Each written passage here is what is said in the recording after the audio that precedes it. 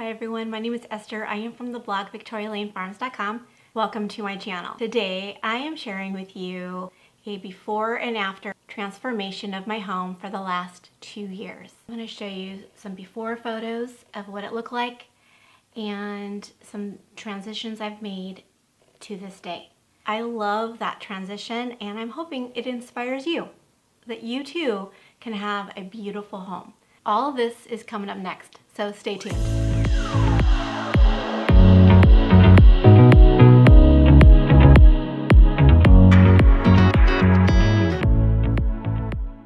I'm hoping that this video inspires you, that no matter where you're starting on your journey to transform your home or add beautiful things to your home, implementing your dreams into your home is so much fun, and I've had a very wonderful experience doing DIYs, finding things at thrift stores. I've already shown you guys, those of you that are following me, my home. There's a video, and I will share it up above, where I share all of my thrift store finds that I love. Not all of them are thrift store, some of them are from Craigslist and Facebook Marketplace. I'm gonna take you all the way back to the beginning. This living room was the very first place that I started the transformation. I have this huge wall. I don't know, it was just really hard to decorate this wall. And so I decided when I first started to fill it up with frames, you know, make a gallery wall. And I did, and I tried out a couple ideas. I started off with just a small amount of frames, and then I went to a large amount of frames, and I sat down and I looked at it. Now I can laugh about it, but it was, to me at the moment, tragic. It looked terrible. I will show you here my first gallery wall, where I do have some frames that I bought from Michael's. They were on the cheaper end. It was my first time going to Goodwill here in our neighborhood. I left that store paying $54 for 11 frames. Here's the frames that I used. Some of them are huge. They were $7 to $11 for the bigger frames. I filled them up with some prints from Etsy, and I decided to go with a gentleman with their horses, and I loved it. And I still have it on my wall because I love just the vintage look of it, and it's very simple. That began my journey with Goodwill. After that, I just kept going to Goodwill and finding things. I kept finding treasures. I found a tureen at Goodwill for $5.99, and I was struck with awe.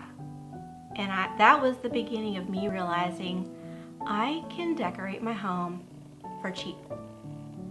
And so my addiction started, and I went quite a few times. Some things I found ended up not being that great. Some things I found I still have to this day. And that's part of a tip I want to share with you is, if you find something and you bring it home and it doesn't work, that's okay. I mean, if it's from Goodwill or a thrift store, taking it back isn't gonna break the bank. But after doing that a few times, I've learned to really hone in on exactly what I'm looking for. And it has saved me a lot of money, because when I go to a thrift store, I don't spend on frivolous things. I only buy things I know will work with my home, and I have to envision in my mind where it goes, and if I can see where to put it, then it's a good choice and I buy it. Once I put the sofa here in my home, it grounded my home and it gave it a presence. And I started off with some farmhouse end tables that I had, and over time I bought some from Amazon. They are actually really cute. They are small little end tables, and they work great for when my family and I watch movies and you know, want to put your drinks up there or snacks, but they're small and kind of out of the way. I found a cart here, and I really like it because it just goes with that vintage look. and I love that it holds a lot of things. So that was really neat to find that. And then I had a leather brown recliner for a long time. And I loved it, but it just didn't go with the Victorian sofa. And so I changed it out for a chase and a chair and ottoman. It just started to come together, and I love the way it turned out. Then in my dining room, I started off with a shelf on the wall. I had a sign at the bottom. The dresser was in the dining room for many years, and inside were all of my linens, cloth napkins. Found a hutch that I had been looking for. I was wanting a farmhouse hutch with open shelves. And this one wasn't the color that I wanted. I painted it with Annie Sloan paint. I wanted a white hutch, so I painted it with, now I can't think of the name of that. Oh, I painted it old white. I waxed the back and the top of the hutch is the color of mahogany, and that turned out amazing, especially because I can put my ironstone on there and it pops. And that's another tip for you. If you have special things that you want to show off, put something dark behind it. And if you have something dark, put something light behind it. I added a bench to my table. That bench has been floating around my house all over the place. But one time I needed some extra seating for one of my gatherings, and it holds up to 4 people. So I placed it there in my dining room. I had these oval chairs in there, and they just didn't really go with the look of my dining room. So I sold those. And then I have this antique settee, and it's painted a dark charcoal gray.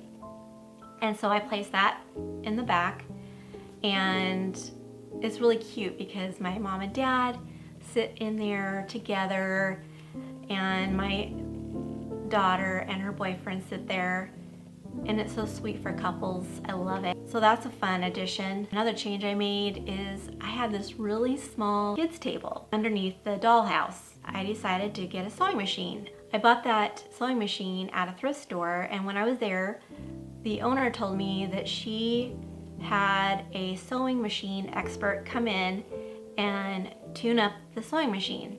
And so she said it was in perfect working condition. And so that sold me on this sewing machine, and I love it. It has that beautiful dark wood. So that dining room has come a long way, and I love the way it is right now. And then in my kitchen, I don't really have a lot of photographs of my kitchen. Back in the day, I started off with a minimalist look where I had nothing on my counters. Just didn't have any style, and so I decided to do a rooster and hen theme, and I placed a frame in the back. I will link a fall tour where I actually started putting a frame by the sink. It kind of doing that just gave my kitchen a welcoming and warm look, just that little addition of that frame. I've seen on Pinterest and magazines the layered look and how you just add different things together, and I just think it is so pretty, and that's what my goal is in my kitchen, is no more minimalist. I am layering pieces in there. I have sewing machine drawers, and I love that because I put my coffee pods in there for my Keurig, and I've got some other things in there, and it just adds that vintage look. And I do have a really pretty paper towel holder. It has a mahogany wood on the bottom. I put my butter dish on top, and it is such a pretty little simple display. It has black iron on the sides. I will link that down below. These little additions of pans and a copper teapot and some other things at the top of my sink in my kitchen, and it's just adding a little vintage look in there. On the other side of my kitchen Here's a before of what that looked like. I still have that wicker basket. I put things in there and it just keeps it nice and tidy. Started off not really knowing how to decorate it, but then I found these wooden boxes. They look old. I put one of those in there.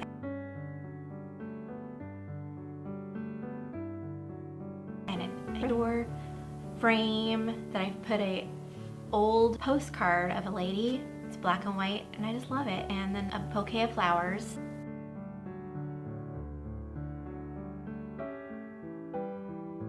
I have a black bread box that I found on Etsy for $50. Love the way it's come together, and yeah, so I love the way my kitchen's turned out.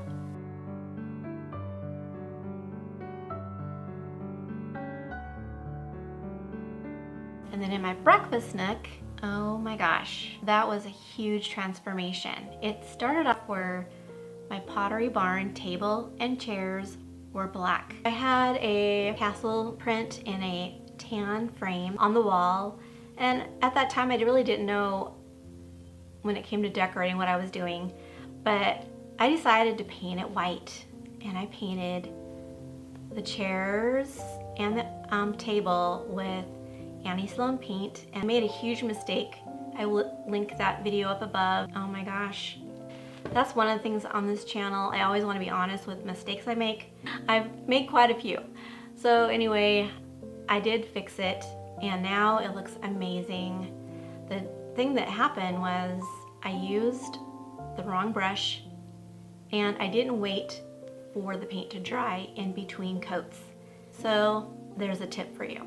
Once I had that painted, and I had at the time a beautiful blue rug that I put on the floor, but with the high traffic, it got dirty really quickly. It was hard to keep clean, and so I ended up putting a jute rug underneath the table in that area. When you are putting rugs on the floor, sometimes to keep things neutral, putting jute rugs on the floor just calms the room and also allows for decorating with different colors. In my breakfast nook, I had this dark wood cabinet. It was really small, and in there I had all kinds of things. I even had my huge KitchenAid mixer in there on the bottom shelf. I was wanting something nicer. I wanted a white hutch. It took me a long time to find that hutch, and that's another tip, is sometimes waiting for something that you love takes time. I have learned that it is important to just keep looking for things and not settling. When I found this hutch, it was perfect. It was the right size and it was already painted white, which was nice. I did give it a fresh paint of chalk paint. I love the way it looks right now. So that was a nice addition to my breakfast nook. The other huge DIY that I did was an antique sofa. I bought it off of Craigslist for $50. And it was really hard at first because when I brought it home, my husband was like, "Are you sure you want to paint that? That is a real old antique." And I knew that I wanted a Victorian farmhouse look, and it was perfect for that. And I went ahead and did it, and I'm so glad I did. I know there are people who hate what I did to that antique sofa, and I get it and I understand. But when I placed that in my fireside room, it was exactly the look I wanted. It has that perfect Victorian farmhouse look, and I'm still working on that room. I have a couple of IKEA love seats in there that I would like to replace someday, but I am waiting to find the right thing. I am enjoying that room. I love the fireplace. It has had many transitions. It started out where I had a couple of chairs. The chair you see in this photo on the left was my first chalk paint DIY that I posted on my blog. And I will link that blog post down below. It's a great tutorial if you want to know how to paint fabric. I also painted a couple of French chairs, and those I painted with chalk paint, and I really like the way they look. So I put those in there just for a contrast and different color.